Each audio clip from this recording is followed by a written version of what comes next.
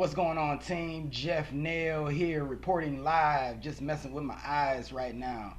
Hope everybody's doing well, navigating favorably.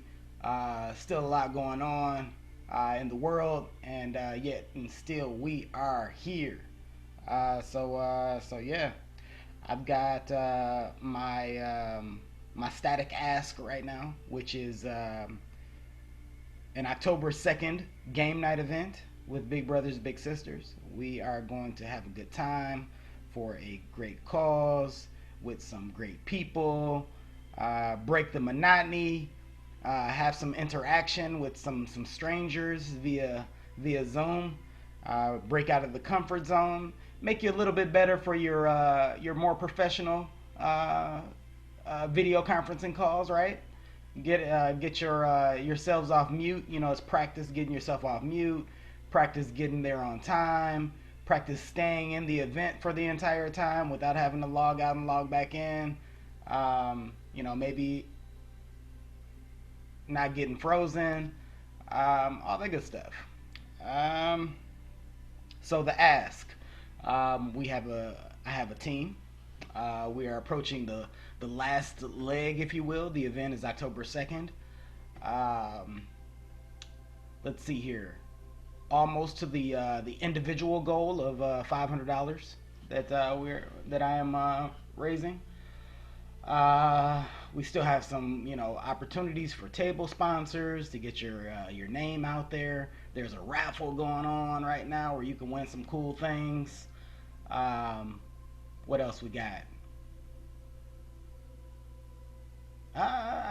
That's pretty much it. Like, let's hop in my DMs, get in my comments. Any way you'd like to participate, I think we can accommodate you. That's the cool part. So that's the ask. And how about these thoughts? Let's get to it. I recently, recently, but figure we can come up with a better word than that. But I hiked over the weekend twice. The body's hurting. Uh, it's actually not that bad today, but yeah, yesterday and the day before, yeah, I was down and out, but I wasn't down for the count. But one thing that stood out to me on this on the first hike that I did, which I was navigating, and it was the first time um, going on this trailhead, if you will, by my, as the leader, as the we'll just say the leader because I can't think of the word, the tour guide, if you will. And I was not 100% confident the entire time that I was going the right way and things, but looking at the North Star and all that good stuff, I managed to make it happen.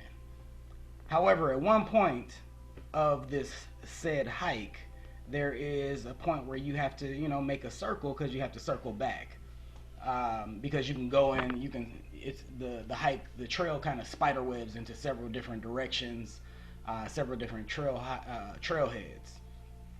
So you have to make a loop in order to get back where you're going. And happened to pass one group twice, and one of the people in the group said, "Oh, are you doing laps right now?" And it was a joke, and like everybody's having fun, no harm, no foul. But it caused me for a split second to second guess myself. And here's the thought. Let's bring it back from hiking, because short story longer, I was going the right way, and I didn't second guess myself too long or enough to make me veer off my path. Kept going and got to the light, and I did exactly what I was supposed to do. So, pulling back from the hike, how many times are we navigating in life and we get some feedback from somebody not on our journey, and it causes us to second guess and maybe even stop the direction or the trajectory that or momentum that we have. So I think it's great to get feedback and give feedback and be open to hearing people say, like, "Oh, are you doing laps? Oh, are you sure you want to do this?" so on and so forth. And it causes you to, second guess yourself, question yourself, judge yourself, compare yourself to others, and nobody's on your journey. So I say it with a grain of salt because there is no such thing as always or never in my mind. So I don't want people to, just close off to hearing comments and getting feedback. However, in getting comments and getting feedback, you really have to vet, first of all, who's giving it, just a tad, and then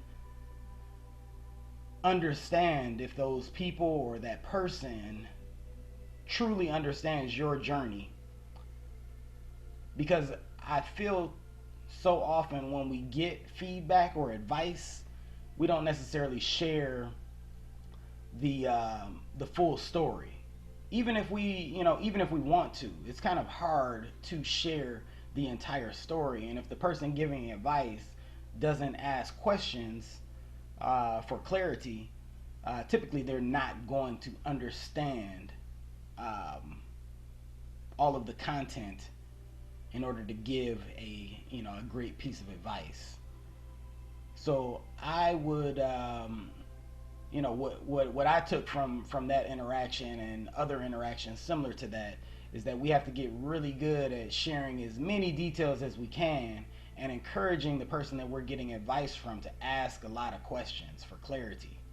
And I feel that we have grown up in a world where asking questions sometimes comes off as offensive.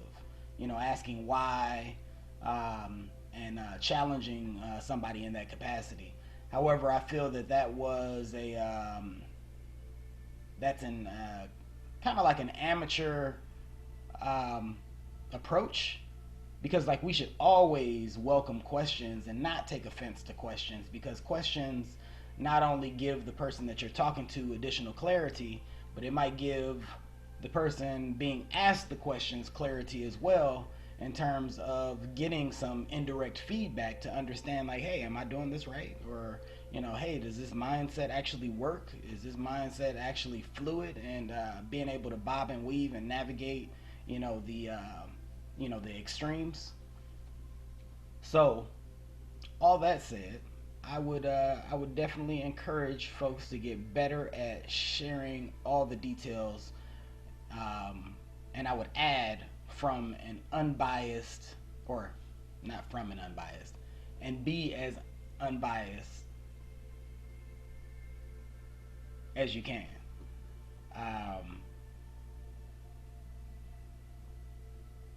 So that you get actual feedback and you don't lead people to the answers that you already want to know. I got kind of turned around with unbiased, unbiased. I'm gonna look that up afterwards. I'm vulnerable. I don't know.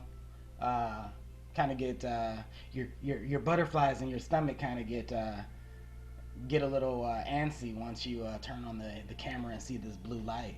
But yeah. So that's my thought. Another thought that I'd like to share is along the lines of advice, is that I feel like our advice sometimes is too specific to the subject matter. And I think that the best advice in life can be taken out of a specific situation and put into any other situation. I was recently asked some advice on the dating world and romantic relationships and whatnot, about red flags. What are some red flags that I should look out for? And I thought for a minute, and my answer was that it depends. It depends on your values, your integrity, so on and so forth, what red flags are. But we just have to ask better questions. You have to not necessarily have these preconceived notions about, like, oh, if this person, starts walking and they put their left foot forward first, then, it's a done deal. But there are there's a lot of baggage that we have in life, in our past experiences and things that we've seen on television, things that we've seen in movies, things that we've seen through other people's interactions. And again, it goes back to not knowing the complete story.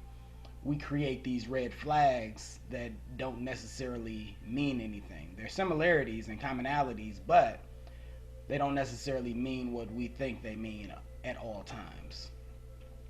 So I would say that an easy way to vet some of the advice that we get is to ask ourselves if that advice can be placed in another situation and it still be good advice.